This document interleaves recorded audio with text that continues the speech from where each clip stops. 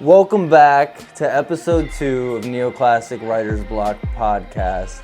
Today, we are going to be introducing my co-host, Present, to y'all. You saw him in the last episode. We talked about him a little bit, but we've got a guest co-host for today, Mr. Alpha. Yo, TK, thanks for having me on, man. Present. It's an absolute pleasure to be here on Neoclassic Writer's Block, man. I couldn't be more excited to interview you, man. Awesome. I'm glad to have you here. So glad to have you here, man. Yeah, it's an absolute dream, man. What you guys have done here with Neoclassic, the kind of energy you've put out, the joy you've had, and just hearing you guys' music, man. Now that I get to be in the lab with you guys, man, couldn't wait, man. Like, this is going to be a lot of fun. Sweet. Absolutely. And so what we want to do today is we want to get to know my brother Present a little bit better for you guys at home, because he's going to be co-hosting the remainder of these Neoclassic Writer Block podcasts along with myself co-hosting. There's really no main host here, and we're just going to have an open conversation. You know, Alpha and Present met each other. How did you guys meet? Geez, how did we meet? It was a little bit ago. I remember meeting, we were at a support group meeting, I believe, one time, right? It was outside of one, early on? Yeah, I think so. And then it was either at the support group or it was at your work. Okay. One of the two. I think it might have been like around the same time. So I don't know. We were circling each other in a sense. Yeah. I know we've kind of been, we've kind of been circling each other. It kind of happens when you're in certain communities. You kind of like, you hear something about somebody over here a little bit. Yeah. And then you kind of end up like, I might catch him here, see him there, But I know we've been circling for almost at least a year now. Yeah, that's probably true. Or maybe probably about 2 years. Yeah. Almost 2 years, For me, So, I mean, we know a lot of the same people. My girlfriend works with you, so and from what I understand, she talks about me a lot. She does. She does talk about you a lot. I've heard a lot of great things. I've heard your, and I'm sure as we kind of are alluding to, there will be a Connect 4 game later. Oh yes, Yeah, we gotta mark that rivalry. So, The word is that you're undefeated at Recovery Unplugged. So for the people at home who don't know, Recovery Unplugged is a really awesome treatment center. It's music-focused therapy, and they do a lot of great for the community. So Yeah, so I started playing people there, including one was your girlfriend. She actually was my nemesis to start. Yeah, she was my early nemesis. So we went back and forth a little bit. wow. She had a couple of games where she almost caught me, but I hear you've been training, so I'm very excited. I wouldn't necessarily call it training. When I heard that you guys were playing at work, I thought to myself, like, I remember playing that. I had one as a kid, and I remembered myself being pretty good at it, but I wasn't sure. So I got the app on my phone, and I was playing online with people, and come to find out, I'm not too bad at it. I played about 100 games, and I only lost once. Okay. But it's on one of those games where you have to play with the fake currency and stuff like that. So people get really competitive in those. what's your record playing online? I'm pretty sure it's 103 games. And I lost one time. So you're 102-1. 102-1. Yeah. And Alpha is the undefeated reigning champion of Recovery Unplugged. This is a heavyweight fight we So got. this is a heavyweight Connect 4 fight, and I told them both to bring a Connect 4 game, and both of them showed up. So what we're going to do at the very end is they're going to play each other 2 games at once, and we're going to figure out the rules as we go. But this is a musician's podcast, a podcast about recovery, spirituality, and you haven't heard a whole lot of Present's music. I don't think anybody's really heard a whole lot of Present's music. Not a ton. I've heard a couple of songs. Of course, I've heard a few tracks here and there, but no, I'm excited to hear more of your stuff, man. Like, what have you got coming out down the pipeline? So it was about a year and a half ago. We released my first song, Soul Eater, with TK in that song, and it's actually going to be linked to an album that we're working on together.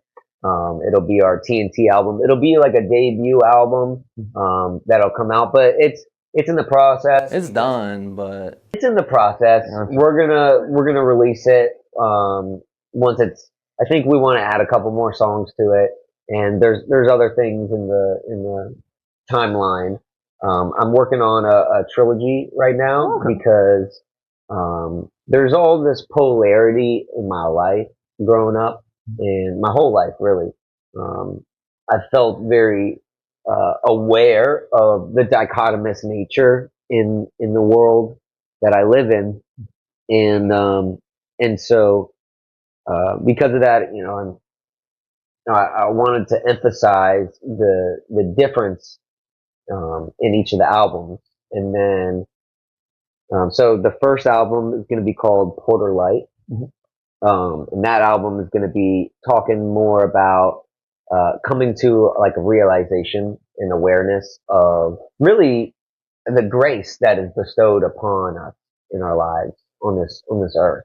Where did you get that idea for a name from? I knew a guy. We knew a guy named Mike Porter, and he is a goofy guy, and he just had this bright light about him.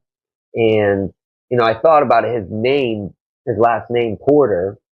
It means someone who delivers luggage or packagery, things of that nature. And so I thought, a porter of light is someone who delivers the light. And so that's just kind of how it assembled in my mind. And so the album is kind of like that realization of it, of the bringer of light, or, who is that? What is that? Can that be me? All these questions that, make me wonder. And Do you use a lot of people in your past when you're kind of drawing on inspiration?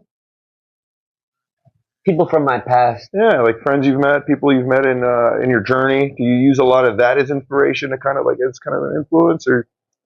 I would say,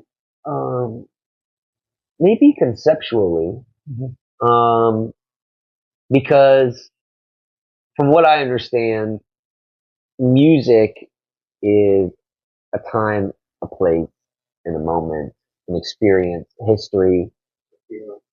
Yeah, a feeling, like a piece of life. It's alive. That's from what I understand about music. And I talked about it in another podcast episode, Homegrown, DMV Homegrown, about the song Soul Eater that we released. There's some backstory to that. But then there's, I guess, a lot of it.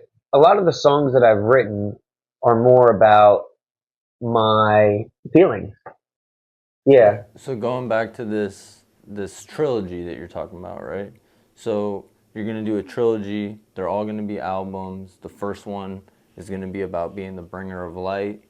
What is it that draws you to albums? Because I'm a big fan of full length albums. It seems like it's kind of become like a lost art in this like microwave music culture. A lot of YouTube's one video clicks. Shorts. Yeah, a lot of YouTube one video clicks. No real concepts on album. So what is it that's really drawing you towards making a trilogy of albums right now? And is there a plan to kind of like draw in more people into that world? Definitely. So I one of the things about my music is that I'm incorporating genres together, and that's one of the things that I like about neoclassic, because we can reinvent the traditions. And so maybe if on Porter Light album it's mostly this vibe but different genres, somebody might resonate with that, but not the second album. But they might resonate with the third album, or certain songs in between, because there's going to be a mixture of different moods and genres. Not everyone is going to like everything, and so that way there's going to be a little bit of something for everybody in each album. And if they get all three albums at a good deal, because you can set buy in a trilogy package, and maybe you can get like a free T-shirt or a cool hat or something like that. I'm not really sure what we're gonna do. I got a couple ideas. DK's got a couple ideas. But being able to like give gifts when people are investing in us because we're investing in ourselves by making this music because it's our experiences in life. So if other people are investing in us and want to enjoy us, then we want to support them enjoying us. I love that, man. That's what it's about, you know, give and take, the like give and take between people coming and like showing us the way kind of early on. And I kind of want to get into that a little bit because, you know, earlier what kind of astounded me just in talking was your understanding of different music genres. So when did people kind of give you like different genres on your kind of journey as you were growing up and like kind of learning like from different like genres? Who were the people that kind of showed you like, oh, check this out, or you know, this one here? Especially you mentioned blues and ska and you know, funk and all that kind of stuff. So who were the people that kind of showed you different genres and kind of invested in you? So my mom, she took me to like I think it was either Third Eye Blind or Emmett Swimming when I was a kid. I don't remember it, but I was at the show. No, it was Third Eye Blind. Yeah, and because I went up to them with my mom and I asked them to play the Doot Doo song, you know. Don't waste That's your the official time title, on by the me. Yeah, because that was my favorite song by them. It's a great song. It was a cover band. That's what it was. Gotcha. That's what it was. A cover band. But to you as a kid, they were basically Third Eye Blind. Yeah. Oh yeah. But I think it was a Blink-182 cover band or something. I don't remember it. But that was like your first musical memory? I don't remember it. But that's what my mom, you know, I was so young, she was taking me to shows. Wow. That's amazing. And I didn't go to a lot of shows as a kid. My dad, he took me to see Brian Setzer's orchestra at the 930 Club. That was so cool. They're like a rockabilly. If you've heard of Stray Cats, the lead guitarist and singer Brian Setzer, after the band kind of split up and did all their own stuff, Lee Rocker, the bassist, went and did his own. They all did their own kind of thing. Brian Setzer started this orchestra where he did like rockabilly and rock and roll music with like an orchestra, dude. Like I'm saying, like 5 like trumpets, like three trombones, you know, 2 sax players, one of the bass sax, you know, like legit like orchestra, full stage of people, you know. You must have been just everywhere, just. And he's up there with his guitar, just like singing his own songs, and everybody behind him is supporting him. So, like that was inspirational to me because my dad raised me listening to these CDs of these ska bands, rockabilly bands, punk rock bands, Red Hot Chili Peppers, Sublime, you know, all this stuff. I remember for my birthday one year, my dad got me an American Idiot Green Day CD. Oh, wow. And it was the explicit version. And he was like, I'm going to give this to you, but I need to know, can you handle it? That's how it was when my cousin gave me the Eminem CD. But so, because like going back, we've already covered so much ground, but going back to what I was saying is because Alpha hasn't heard a ton of your music, and even the people at home by this point haven't heard a ton of your music. I think it'd be really, really cool to sneak peek something that you're working on. Yeah, that'd be amazing. I'm let's totally down for it. We discussed that before that we rolled the cameras, and on the Patreon you can see that discussion. It's pretty funny. But we came to 12:30, so I'm gonna play the song, and then Alpha, you can answer Alpha's questions about it. And if you guys have questions at home about this song for President, definitely leave a comment. Right by with a smile I do. Oh. We clicked. No, it was the internet. Right by with a smile I do what I wanna. Trident flies through the sky toward Nimbus and the ocean, split it in half and find Moses at the shore. When you think for yourself, doors fly wide open. But I think about myself mostly. Hopefully I'll believe that hope isn't for the weak. Wishing and expecting of how it's gonna be. When I'm not in control, I know I've never even known more than my own life. The days I lived before, seeking in my whole self, investigating every core of my being. Intrepid discovery I've seen of the hollow man I've been. Never turning back, allow that beast to go to sleep. Actions are a fact and words are cheap. Fast cast presently, living for a dream. This has also been my destiny. Wanted since a teen to be shredding guitar and tattered jeans, playing till my fingers bleed. Maybe I need some free time, recline in a seat and define what I need. Think back to the way that I felt, how I've reacted, cards I've been dealt. Time has been passing so rapid since the time I last reflected on my own actions. Sometimes it's hard to sound happy when I'm filled with sadness, guess I'll laugh it off. Call my homies running layups, basketball. Congression attendance in the mind of present. Voices of 1,000 left it all. Wisdom written in message. Never nigh perspective shift. Loving life amongst my brethren. Purpose like I'm heaven sent. Working on a better me. Focused on my subtleties. Building future opportunities for those coming after me. Prevent hate and blasphemy. With present make masterpiece. Loving life vibration big. Come with me ascending free.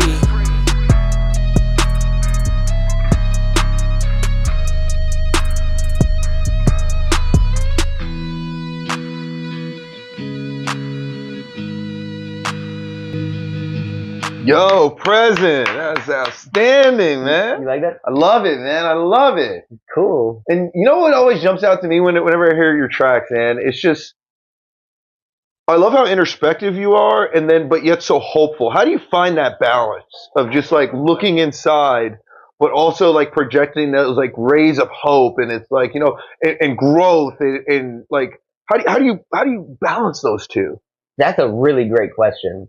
So, I mean, being someone in recovery, like I've been in recovery for 12 years, you know, on and off, you know, with my mistakes and mishaps. But what I've seen is that, you know, humility is like a really, you know, big part of, of recovery, because a common thread has been selfishness and self-centeredness for someone who's in addiction. And, but so when someone goes into recovery, I found that a lot of people float towards self-flagellation to humble themselves, but it's unnecessary. And the thing is that I've also learned that even though I have two parents who love me, I needed to be the person who parents me. I needed to be my biggest supporter and my therapist for myself, because nobody except for God is going to know the secrets I say inside my mind. And nobody is responsible for loving me more than me. So I have to be my biggest supporter, because I struggled for a long time with self-deprecation, not believing in myself, thinking I was ugly, thinking that nobody loved me, or I was unlovable, or all these negative self-talks that that taught my thinking that was true. And so because of that, I have to be my own biggest supporter. And in my music, I want to be honest about what it was like, and I want to be clear about where we are going. And I say we because I'm not alone in this, and whether you want to be or not, you're involved too. Everybody's involved. We're all a part of this big organism that we live on. This planet is an organism that we're a part of. And so whether or not we want to care about the people on the other side of the world that this and that's happening to, we're responsible for it. We're responsible for thy brothers and sisters. We are each other's keepers. Nice. That's beautiful, man. I love that. I love that. And you kind of mentioned with switching up that self-talk, like changing it from negative to positive. Is that where you kind of go to first when you're writing it out, or you kind of start there, or how does the writing process kind of look when you're coming up with a song like that? It's just that beautiful. Let's see. I'm trying to remember when I wrote that. I just heard the beat and the thoughts inside my mind. You know, like when you sit by yourself and there's no TV or no noise or nothing, you're just sitting, and the thoughts that come to your mind naturally, those were the things that I was thinking about. Like I ride by with a smile because I do what I want. You You know, I live by doing what I want. I just choose to want better. So that's the first line, you know. I ride by with a smile because I do what I want. And I want to do well and do good. And so I'm happy pretty much all the time. And if I'm not happy, it's only because I'm unhappy. It's not because I'm anxious. I can be happy and be anxious. I can be happy and be angry at the same time. I can because I stubbed my toe and it was my own fault. And like I'm having a great day, my day's not ruined because I stubbed my toe. You know, so it's Understanding perspective in a sense. absolutely because when somebody says they're having a bad day, it doesn't make sense to me because we're alive. So like I've had some, you know, really tough situations, bad situations, but you know, if I give up the whole day to that situation, then I'm giving it power. But there's one who has all power, and that one is God. And your writing process is so interesting to me because I know you will like take your guitar to the park, and then like, did you play the guitar on that one, by the way? Yeah. That was you playing? Yeah. When did the writing process start? Did it start at the park? Did it start when you heard the beat? Like, when did because for me, every song's different. Yeah. You know, and I think that's a common thread for most artists. Like, we have a different process for each song, but I have my comfortabilities. So it seems like nature and your guitar is kind of like your go-to. Sure. I mean, it's really anywhere I am with my guitar because we all have atmospheres that we carry with us or auras or whatever, but these atmospheres are spirits of the air, that, you know, like our soul, for example. And wherever we go, there's an atmosphere in that environment affected by other people and other life. So when I go to the woods, I get like a pure atmosphere and I can let go of whatever negative atmospheres I have and I can reset and I can just connect with the spirit of music and the spirit of nature and just, I'll take the guitar and I'll just fiddle around until I find a key that I like or a sound or a tune. And then I'll just keep playing it until I like the melody that I'm making.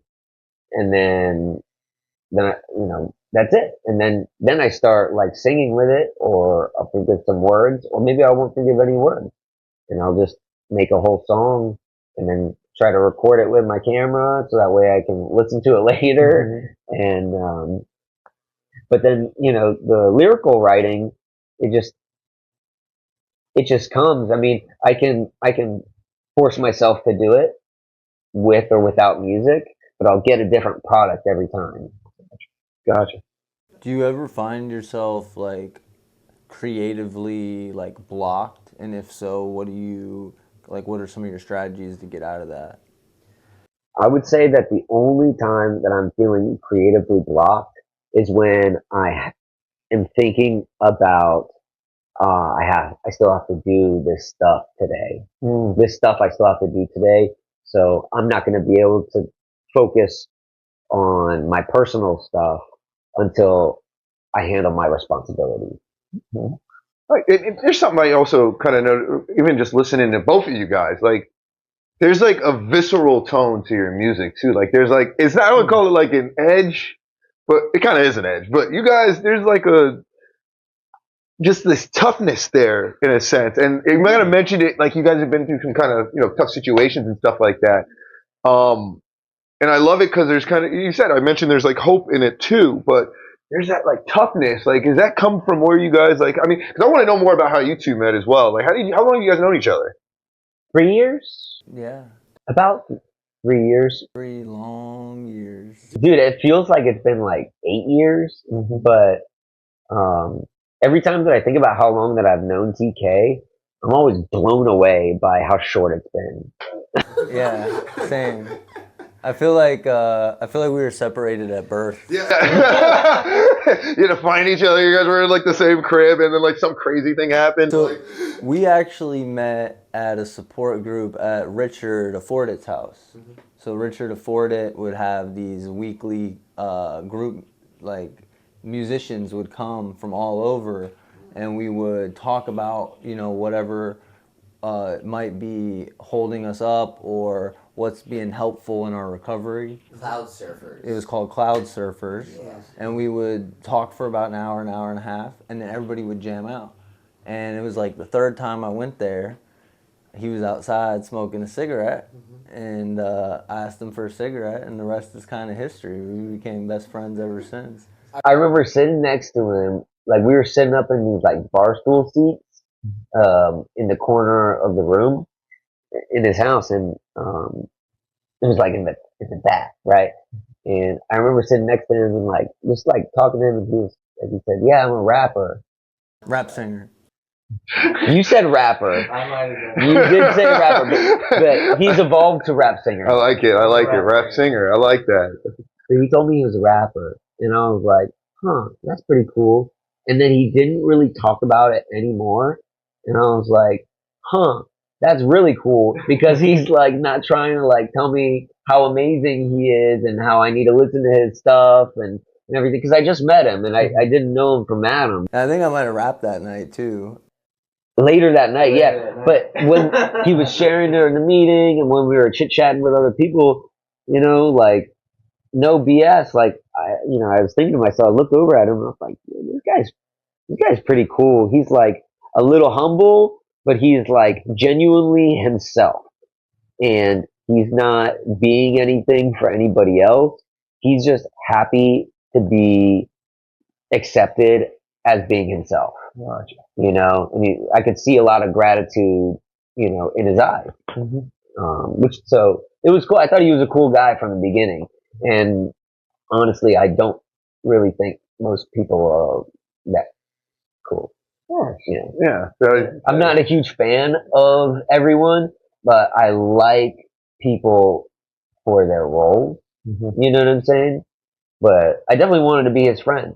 You know, And the thing that struck me about President Tom, my brother here, was you know, a lot of people, and I'm in sales. That's my day-to-day job. A lot of people are very eager to talk about themselves. So like one of the things that Tom's taught me is how I fall into that trap a lot. And he is one of actually the most curious people that I know. So it's so interesting to be interviewing him because he's naturally an interviewist, you know, like, and he's taught me how to genuinely care about other people, you know, among a lot of other things. you guys really bonded over the humility aspect Yeah.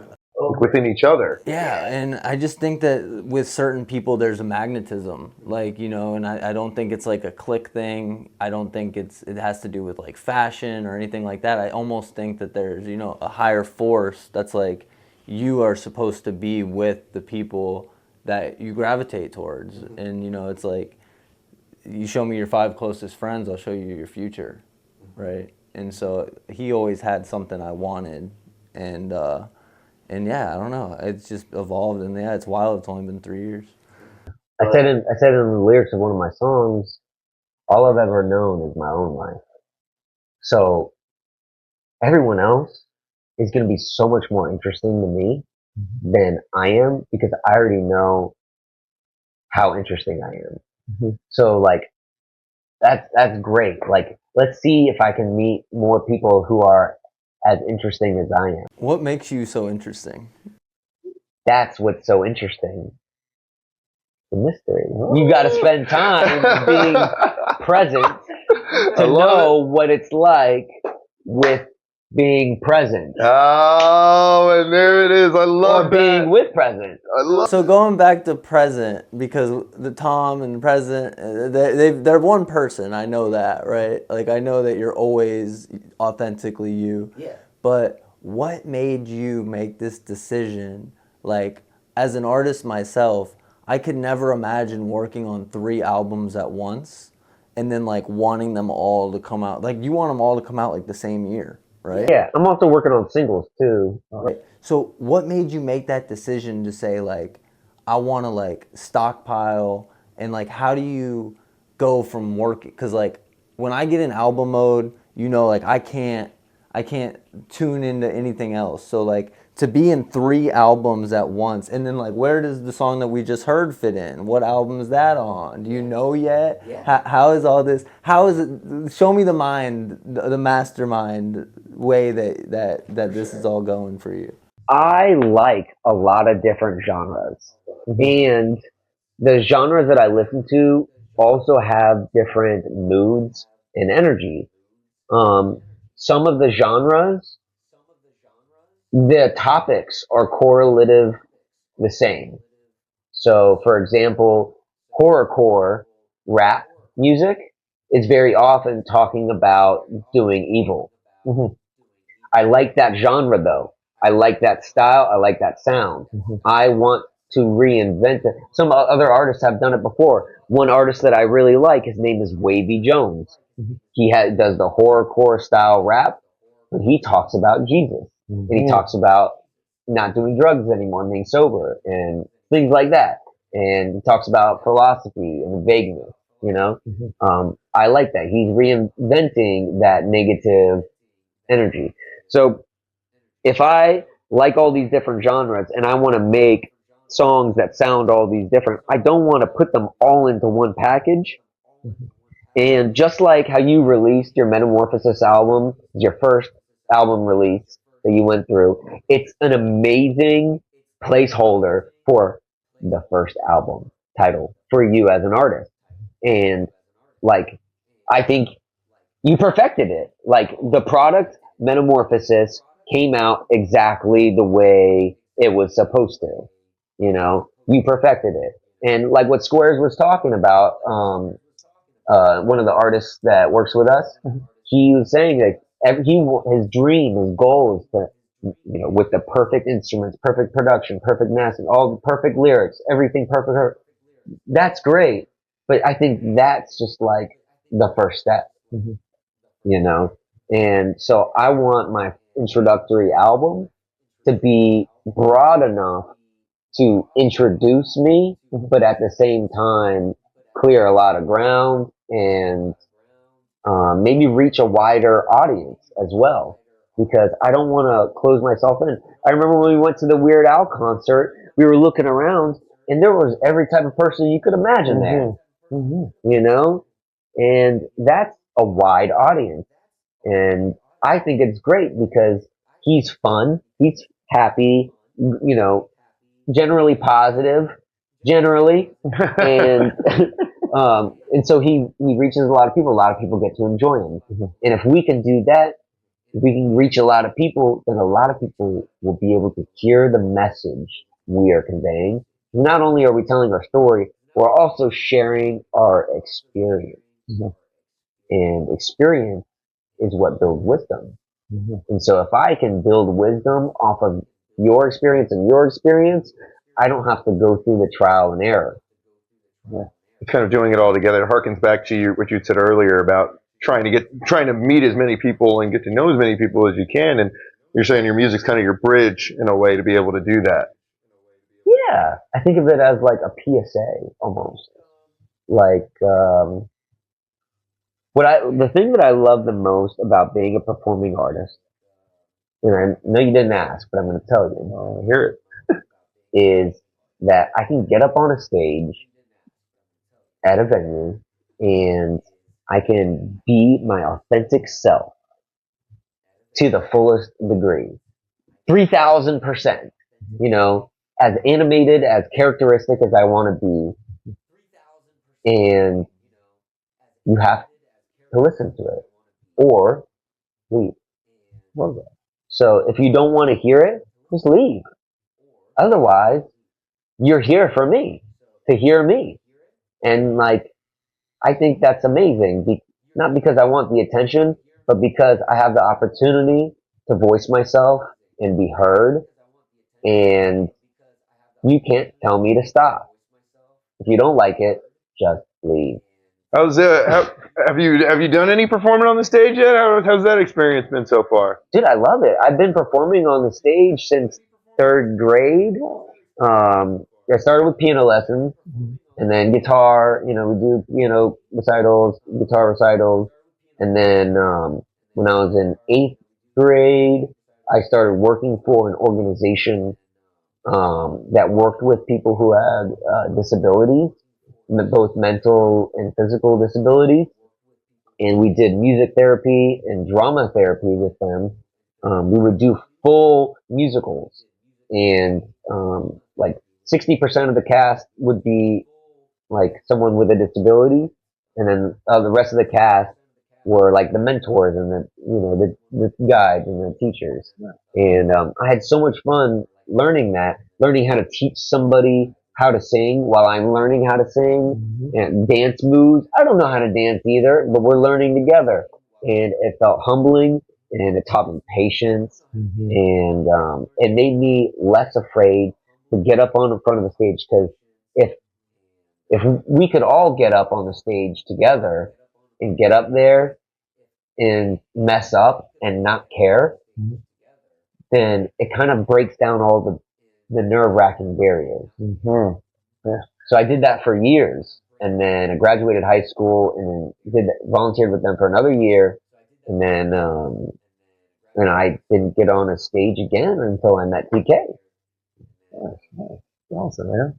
Awesome, and I love that you mentioned that about, because in my work too, we use music as kind of a way to get through barriers. Not everybody can always speak what's going on in their mind, but we can sometimes convey that with music. And being able to do that at such an early age, how do you think that shaped you kind of into who you are now?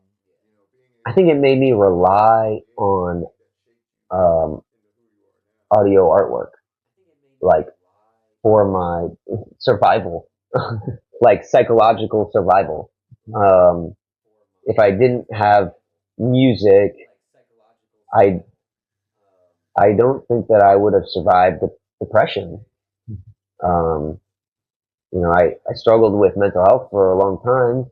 I mean, I will for the rest of my life, because I have to remain vigilant.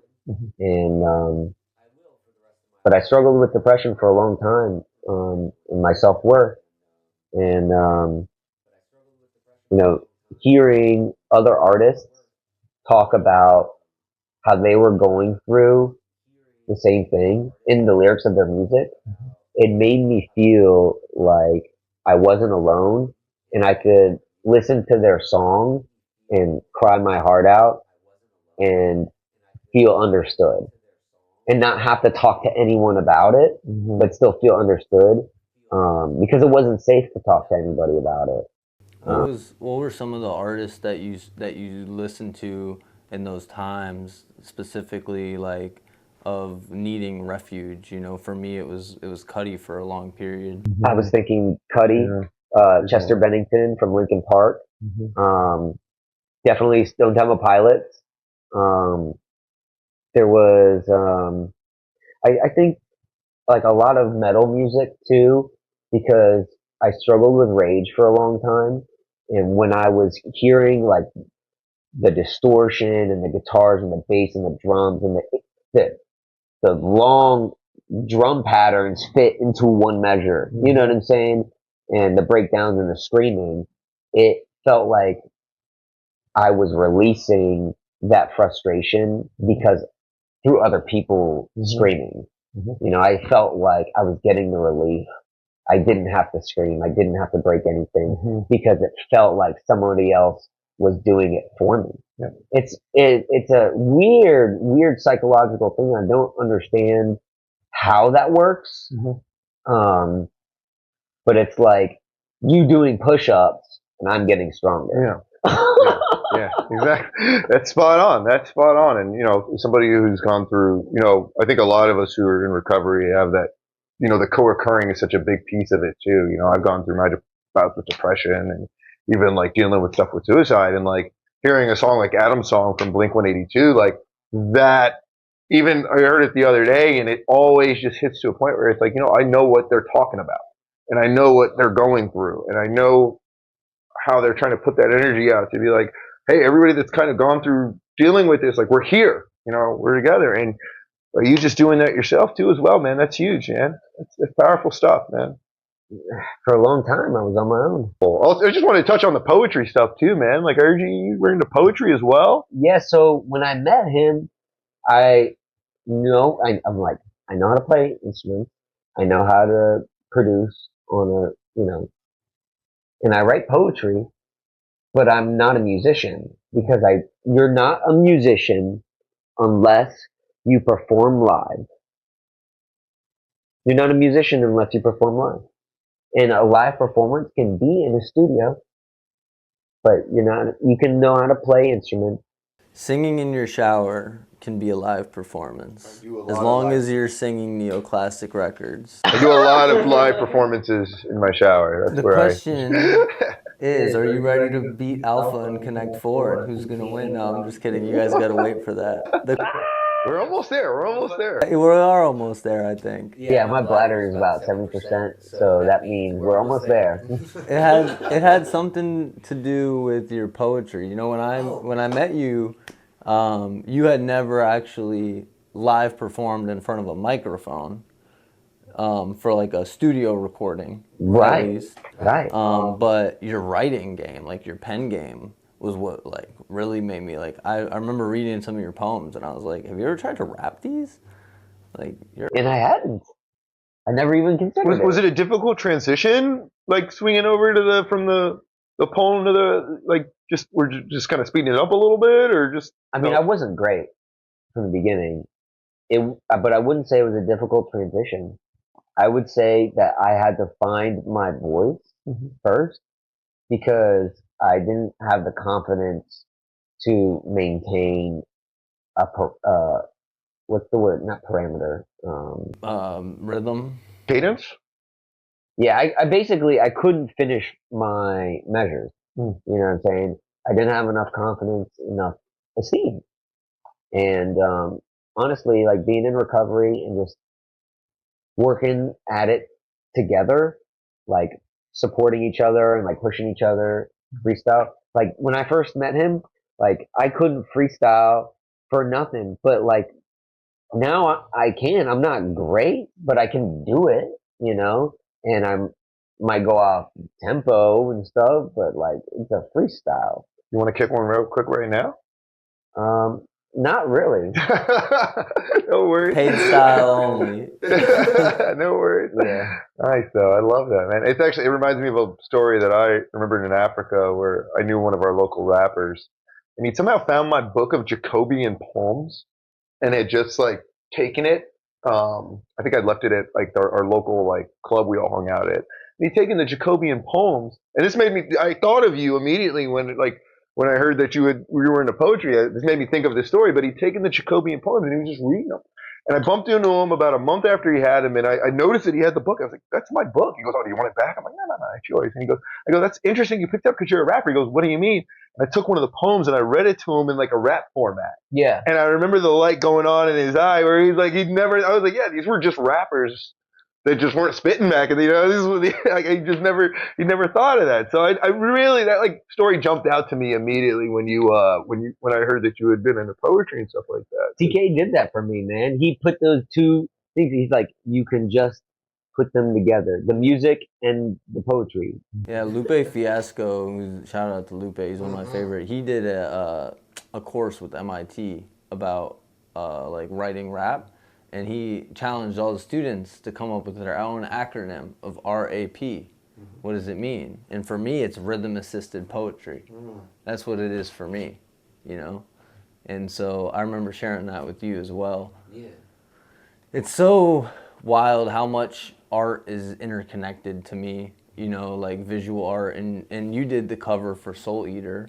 That was fun. It's perfect, but like the way that visual art and audio art and like even like color theory, like I have the synesthesia, so like I see color in music. It's all vibration. And so like speaking on that, like what are some of the vibrational qualities that you strive for with these albums, and are they the same, are they different? Like I know that you mentioned like a quality of light, right, which vibrates at one resonance. So are the albums categorized by feeling, or are they categorized by vibrational quality? And I also know you've been doing a lot of research about different hertz. So spill the tea for us. Tell us what's going through the mind of President with some of this stuff. Going back to the albums.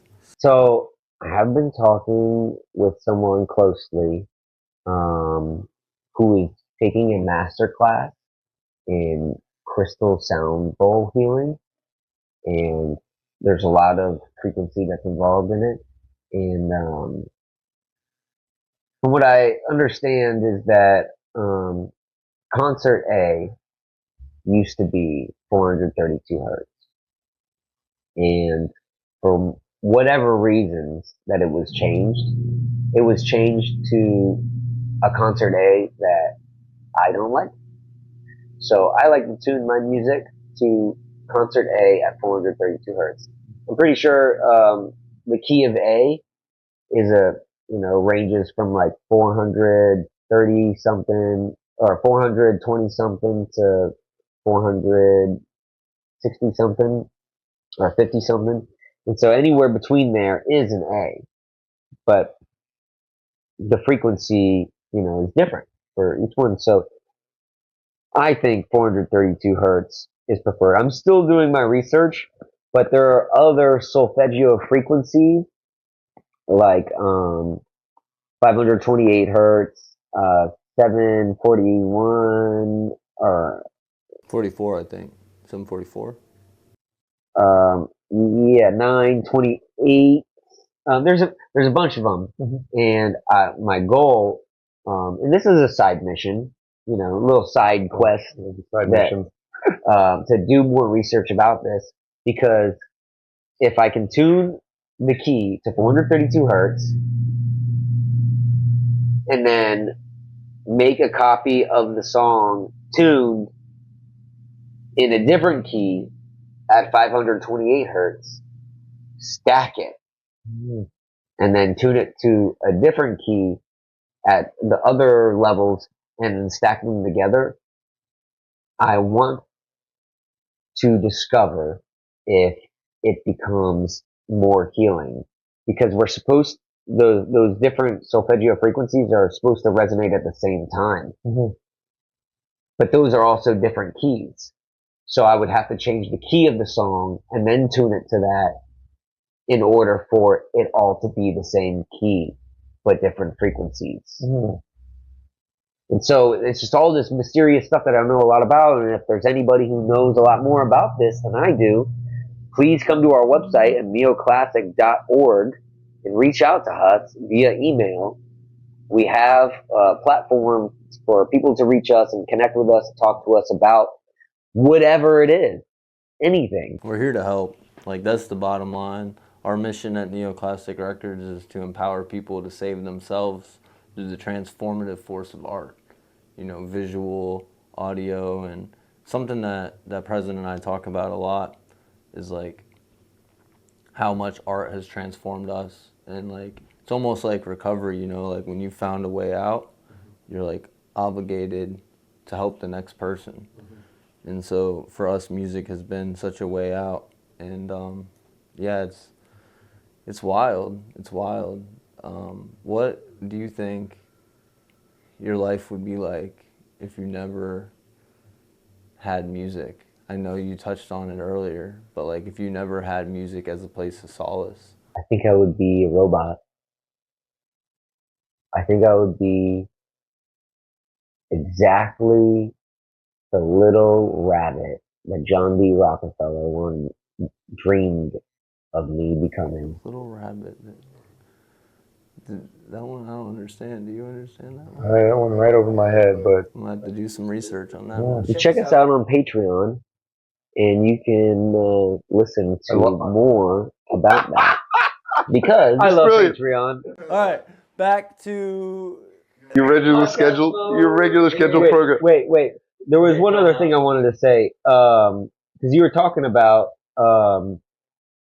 before you were talking about the aliens, you said something about what was it? It made me think of something. I was just talking about how much more meaning that album has if you really listen to it. Yeah. Oh, I remember what I was gonna say. We were talking about the king. Yeah. We want no parking. Stay tuned for the single coming out, No Parking. Love it. I love it. And I think that might go in the pod. I don't know. We're bouncing back and forth between the pod and the Patreon. If you're not in the Patreon, you're really missing out. But we got a few questions left for present, and then we're going to go to the Connect 4 heavyweight champion of Neoclassic Writer's Block podcast. So you give us a question for present. All right, I got one more. Just where with this trilogy that's coming out, what do you want more to convey than anything to the people that are going to be listening to this? What is that overarching theme message that you want to go to people? Yeah, I would say not everyone is a fan of genres outside of their preferred music. Allow yourself to go outside of your comfort zone and listen to the story from beginning to end. And you might understand if you listen to the lyrics. Also, lyric videos will be out, so it'll be helpful for you to understand what's said if you're not audibly dynamic in hearing lyrics. So, but honestly, it's a story, and there's messages along the whole story. It's like one of those nursery morals, nursery books. You know, kind of like an Aesop fable or something, like towards the hair. like if Shel Silverstein, his book, The Giving Tree. Mm-hmm. It's like starts off like so loving and so hopeful, and then it goes through these emotions of the tree. And like as a human, as I'm seeing what the tree is going through, I have emotions empathetically for this tree, and it makes me think about myself differently because of the way that the tree is expressing its experience is different than how I perceive it. So it makes me rethink my own understanding of what's happening. So have you guys have read the book? Yes. Yeah. Oh, I was actually, that was awesome that you mentioned that, because I was actually wondering what were your inspirations as far as poets, and to hear you drop Shel Silverstein, that's amazing. The Brothers Grimm too. Shel Silverstein, Rumi. I love the inspirations, as you said. Are there any other poets? A lot. Edgar Allan Poe. You ask him the last question I had real quick. What was the last question? If his music was a movie, what genre would it be, and who would play the main character? I would be the main character. Okay. Who play you? We'll come back to that. But it would be a suspense thriller. Mm-hmm. And I have a few people in mind, because there aren't that many actors that I identify with their energy. Have you seen the show Shameless? Oh yeah, definitely. Big Shameless fan. Yeah. I haven't watched the show in a while. So Lit? Oh, I love Lit. One of my favorite characters.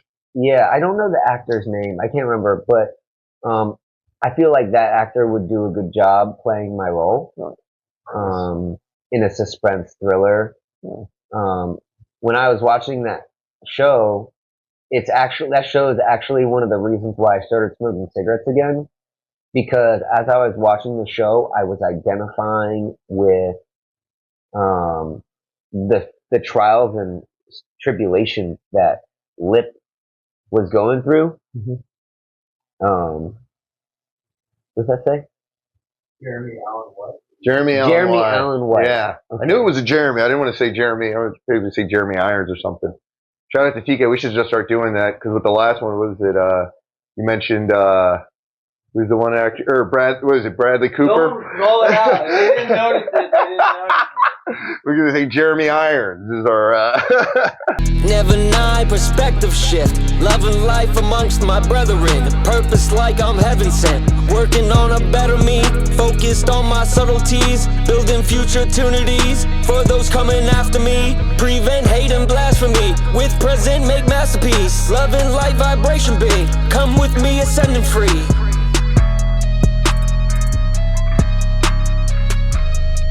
Oh fuck! I mean, shoot. Okay, got it. Game 1 goes to present.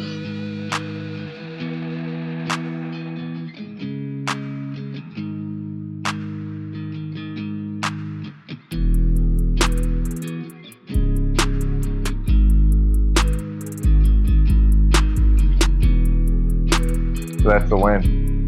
Yeah. Wait, that's the win? That's the win. Oh, I got it. Got it. We're back. One game each. One game each. One game apiece. I'm good here. All right. All right.